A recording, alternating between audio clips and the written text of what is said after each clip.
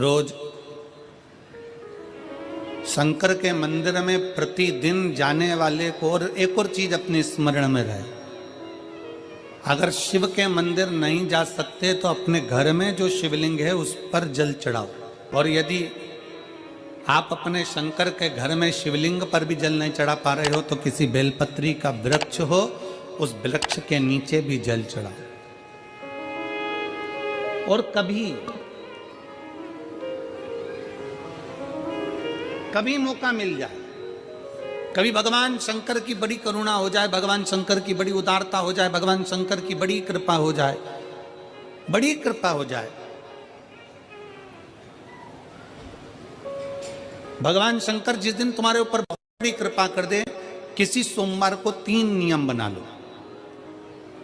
जिस दिन मेरा भोले बाबा तुम पर कृपा कर दे उस दिन सोमवार का एक नियम बनाओ कि महीने का एक सोमवार मुझे ऐसा करना है, 3 नियम धारण करना है महीने के सोमवार को।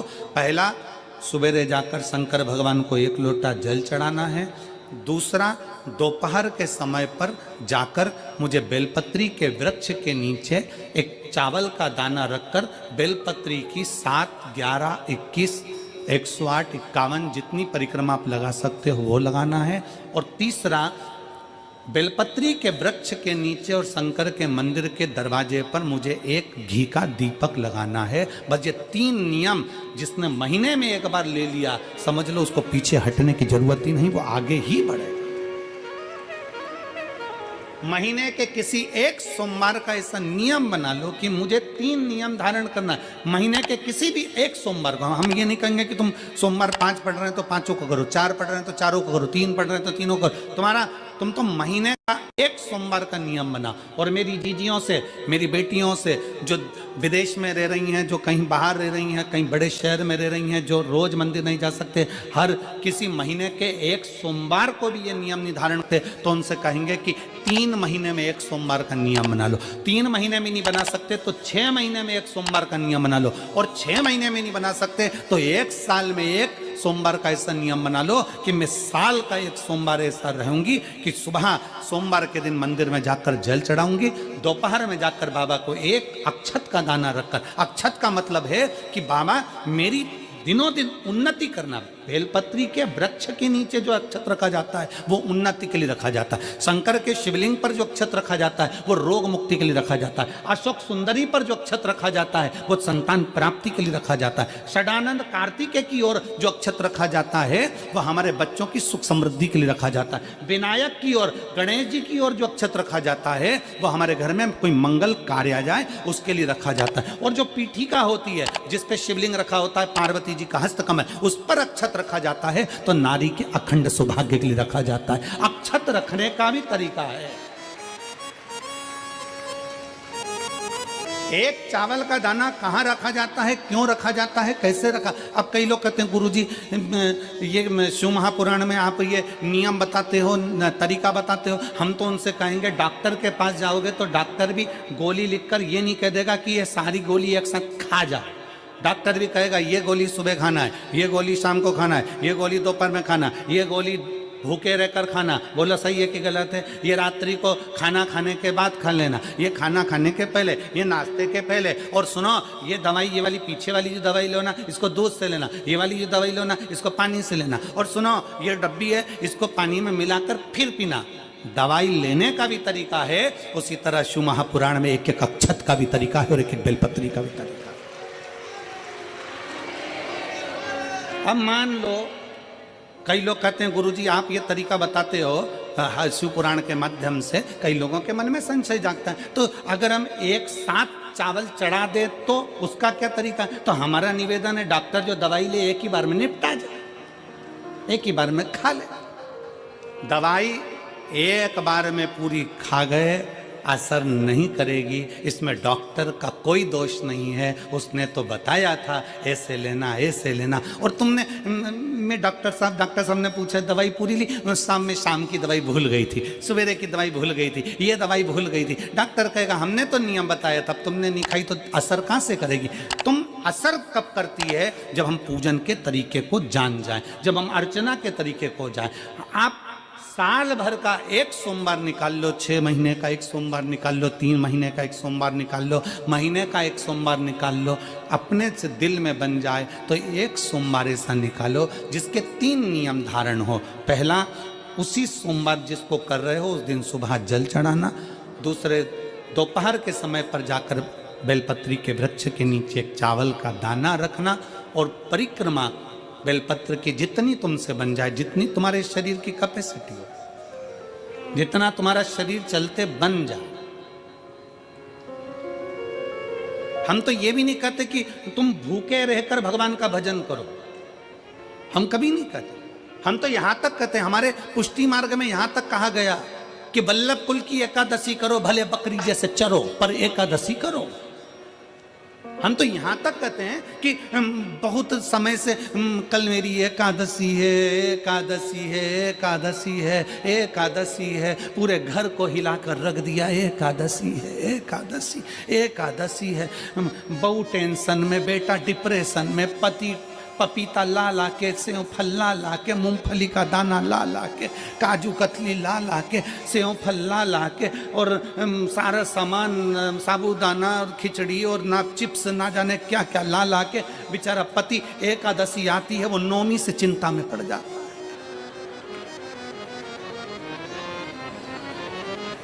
हम तो ये भी नहीं कहते कि तुम व्रत बहुत भारी करो, तुम व्रत उपास भी बहुत बहुत टेंशन वाला करो, ना ना ना।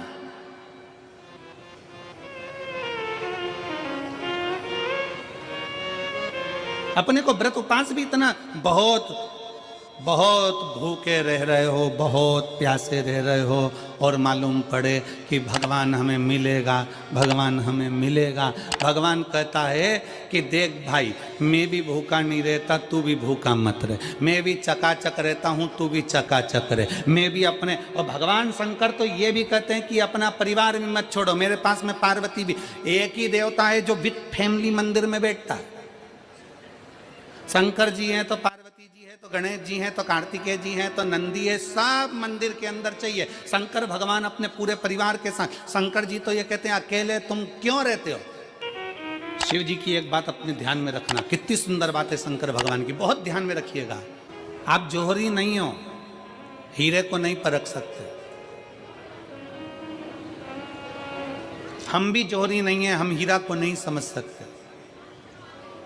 पर भगवान शंकर ने पृथ्वी पर जिसको जन्म दिया उसको जौहरी बनाकर पैदा किया है, उसको जौहरी बनाकर भेजा है कि आप भले हीरा को न समझो चलेगा, पर अपने नजदीक में कोई दुखी है तो उसकी पीड़ा को जरूर समझना। भगवान शंकर कहते हैं उसकी पीड़ा का स्मरण।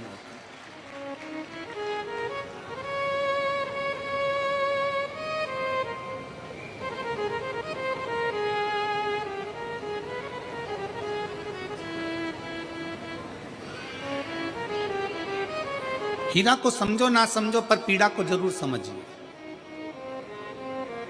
किसी के दर्द को जरूर समझिए, किसी के दुख को जरूर समझिए, किसी की तकलीफों को जरूर समझिए। पशुपतिनाथ का व्रत करते हो आप, 16 सोमवार का व्रत करते हो आप, संकट सोमवार का व्रत करते हो आप, शिवरात्रि का व्रत करते हो, सोमवार की अष्टमी का व्रत करते हो। उन व्रतों में सारे व्रत करो, मना नहीं है, पर उस व्रत में अपना पूर्ण समर्पण परमात्मा के प्रति रखो। केवल खाना छोड़ा है, अन्न छोड़ा है, भोजन छोड़ा है, और दिन में सुबह से लेकर शाम तक 2-3 बार तुमने कुछ ना कुछ पाया है, वो व्रत हो सकता है आपकी दृष्टि में, पर हमारी दृष्टि में व्रत कौन सा है। शिव महापुराण की कथा कहती है कि सुबेरे आपका व्रत चालू हुआ, दूसरे दिन ब्रह्म मुहूर्त तक जो आपका व्रत आपने रखा है, भगवान का जो व्रत कर रहे हो, उस व्रत में एक बात अपने अंदर उतार कर रखो कि इस दिन मैं अपने मोबाइल का त्याग करती हूँ, पूरे दिन मैं मैसेज नहीं पढ़ूंगी, मैं देखूंगी नहीं, मैं अपशब्द नहीं कहूंगी, मैं जानूंगी नहीं। दूसरा, आज के दिन मेरा व्रत है, आज 1 महीने में, 15 दिन में, 2 दिन में, 20 दिन में मैंने अगर किसी से भी अपशब्द कहा होगा, आड़ा टेढ़ा कहा होगा, तो सबसे पहले आज व्रत वाले दिन मैं उसको सॉरी कहूंगी, क्षमा मांगूंगी और अपने हृदय से लगाने का प्रयास करूंगी। व्रत है। व्रत का तीसरा अंश आज मेरा व्रत है, मैं आज के दिन किसी को भी अपशब्द नहीं बोलूंगी, किसी के लिए आड़ा तड़ा नहीं बोलूंगा। आज जितना बन सकेगा मैं सात्विक जीवन जीऊंगा। चौथा, आज मेरा व्रत है, आज के दिन मैं झूठ नहीं बोलूंगी, ना झूठ बोलूंगा सुबह से लेकर शाम तक। और पांचवा, आज व्रत वाला दिन है, जितना फलार मैं करूंगी उसका पैसा जोड़ूंगी कि 15 रुपए का मैंने साबुदाना खाया, 10 रुपए का बटाटा खाया, ये खाया वो खाया, सारा हिसाब लगाकर 55, 60, 70 रुपए जितने होते हैं उसमें से एक अंश निकालकर मैं उसका एक भाग किसी गौशाला में जाकर गाय को चारा जरूर दूंगी। आपका व्रत, आपकी साधना, आपका तप, आपका बल, आप कैसा कर रहे हैं? केवल भूखे रहने पर भगवत पद की प्राप्ति नहीं होती। शिव महापुराण की कथा कहती है कि भूखे रहने से भगवान की प्राप्ति नहीं होती। शिव पुराण की कथा कहती है भगवान को पाने की भूख बढ़ाने से भगवान की प्राप्ति होती है। भीतर से परमात्मा को पाने की भूख बढ़ाइए, भगवान को पाने की भूख बढ़ाओ भीतर से।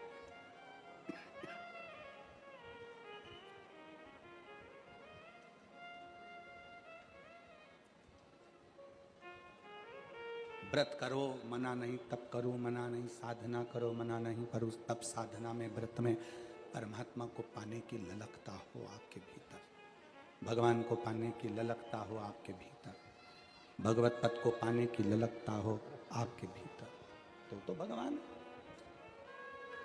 महापुराण की कथा एक बड़ी सुंदर बात कहती है, व्रत आप करते हो, उपास आप करते हो, नियम आप लेते हो, पूरा किसको करना पड़ता है? तुम्हें नहीं। व्रत आप करते हो, उपास आप करते हो, नियम आप लेते हो और पूरा देवाधिदेव करते हैं, भगवान शंकर करते हैं। बस इतना जरूर याद रखें कि जैसे कुछ प्राप्त हो भी गया तो शिव को धन्यवाद देकर शंकर के दरवाजे पर जाते रहना, यह हमारा कर्तव्य है।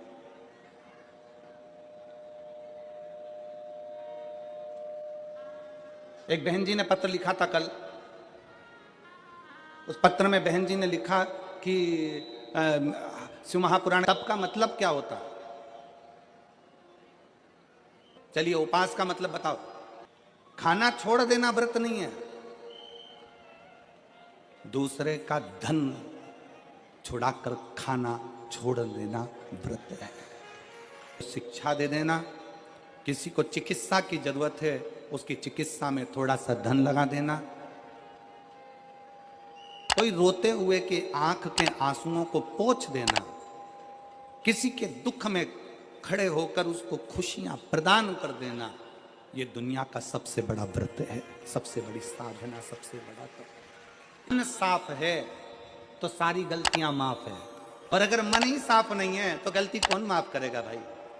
हम भी तो अपनी जिंदगी में एक नियम बना सकते हैं कि मैं श्री शिवाय नमस्तुभ्यम का जाप करूंगी, मेरी कॉलोनी में कोई शंकर जी का मंदिर है, हम 5-10 महिलाएं प्रत्येक सोमवार को 10 मिनट बैठेंगी, शाम के समय प्रदोष काल में 6 बजे 6:30 बजे बैठेंगे, 6:45 बजे 15 मिनट बाद उठ जाएंगे, श्री शिवाय नमस्तुभ्यम का जाप करेंगे, शंकर जी को भोग लगाएंगे। अगर एक हफ्ते में 5 सोमवार पड़ते हैं तो 5 महिलाएं अपना नियम बना ले कि आज का प्रसाद थोड़ा सा, कुछ भी शक्कर, खड़ी शक्कर, कुछ भी मैं लेके आऊंगी, माँ भोग लगाएंगे, अपन 5 मिलकर श्री शिवाय नमस्तुभ्यम जपेंगे, प्रसाद बांट देंगे, अपने घर चले जाएंगे। ज्यादा ढोंग प्रपंच नहीं, दिखावा नहीं, कोई एक नियम। हमारे नजदीक में शंकर जी का मंदिर है, हफ्ते में एक बार नियम बनाएंगे, उस मंदिर में सफाई करेंगे, हफ्ते में एक बार नियम बनाएंगे, अपने नजदीक के शंकर के मंदिर को साफ करेंगे, क्लीन करेंगे। एक नियम अपने अंदर बनाओ शिव के प्रति।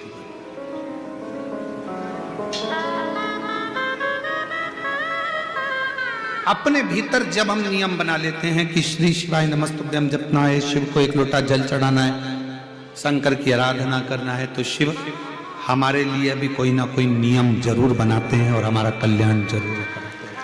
एक नियम बना, इस कथा को सुना, तुम्हारे पति को फल प्राप्त हो। कलिकाल में संसार में जो शिव महापुराण की कथा को सुनता है, श्रवण करता है, करवाता है, बाँचता है, सुनता है, वो जितने जीव इस कथा को श्रवण करने आते हैं, केवल उनका ही नहीं, उनकी 71 पीढ़ी का कल्याण शिव पुराण की कथा कर। लंबी बाती का प्रमाण अलग होता है। लंबी बाती क्यों लगाई जाती है? भगवान के मंदिर में, दीप में, देवियों की पूजन में, लक्ष्मी की वृद्धि के लिए। कौन से देवता के यहाँ लंबी बत्ती लगती है और कौन से देवता के यहाँ गोल बत्ती लगती है, उसका भी प्रमाण बनना। किसी देवी की पूजन करो तो लंबी बत्ती आती है, कुल देवता की पूजन करो तो लंबी बत्ती आती है, किसी मंदिर में किसी देवता को लगाने जाओ तो गोल बत्ती लगती है, उसका भी प्रमाण है। लंबी बत्ती जहां लगाई है, अगर लक्ष्मी के सामने लगाई है तो लक्ष्मी की लंबाई बढ़ती है, लक्ष्मी की वृद्धि बढ़ती है। अगर कुल देवता के नाम की लगाई है तो वंश की वृद्धि होती है। इसलिए हमारे यहाँ अमावस्या पूनम को जो पाटे माटे भराते हैं उसमें गोल बत्ती नहीं लंबी लगाई जाती है, जिससे हमारा वंश बढ़े। नवरात्रे में देवी जी की जो बाती लगाई जाती है वो लंबी लगाई जाती है, गोल नहीं। क्यों? क्योंकि जिससे माँ हम पर कृपा बना कर रखे, हमारा वंश खूब बढ़े, हमारे यहाँ लक्ष्मी की वृद्धि हो। स्थिर बाती, गोल बाती लगाई जाती है ब्रह्मा के मंदिर में, इंद्र के मंदिर में, देवता के मंदिर में। तुलसी के सम्मुख में लंबी बाती नहीं लगती, तुलसी के सम्मुख में गोल बाती लगाई जाती है महाराज, जिससे स्थिरता का भाव केंद्रित हो। स्थिरता